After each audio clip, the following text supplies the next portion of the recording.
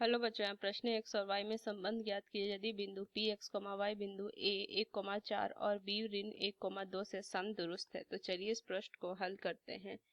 तो मुख्य अवधारणा अगर मैं इस प्रश्न का लिखूं तो इस प्रश्न में दूरी सूत्र ज्ञात करेंगे। मान लीजिए कोई एक बिंदु है a जिसके निर्देशांक x1, y1 है, b एक बिंदु है x2, y2 है। तो ab जो होगी दूरी क्या हो जाएगी, ये हो जाएगी वर्गमूल, कितना हो जाएगा x2 माइनस x1 का वर्ग जोड़ में y2 माइनस y1 का वर्ग। ये होता है दूरी सूत्र। यहाँ से अगर मैं लिखूं तो ये दूरी सूत्र है। तो ये चीज हमें ध्यान में रखनी है। चलिए इस प्रश्न को हल करते हैं। तो यहाँ से p के निर्देशांक मुझे दिए हुए हैं x, y। तो ये क्या बोला है, AP जो है वो BP के बराबर होगी, क्योंकि P से दोनों की जो दूरी है वो बराबर है, तो इनका वर्ग भी बराबर होगा। वर्ग मैंने किया ये वर्गमूल हटाने के लिए।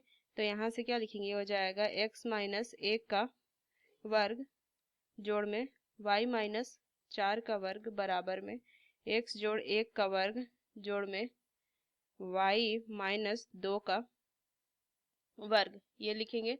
तो x का वर्ग जोड़ में 1 ऋण में 2x जोड़ में y का वर्ग जोड़ में 16 माइनस में 8y बराबर x का वर्ग जोड़ में 1 जोड़ में 2x और प्लस में हो जाएगा y का वर्ग जोड़ में 4 ऋण में 4y। तो देखिए ये x का वर्ग से x का वर्ग हटा सकते हैं, y का वर्ग से y का वर्ग हटाएंगे तो इधर कितना मान आ जाएगा, लिखेंगे 17 ऋण में 2x ऋण में 8y बराबर, इधर क्या हो जाएगा, देखिए 5 जोड़ में 2x ऋण में 4y, ये लिखेंगे।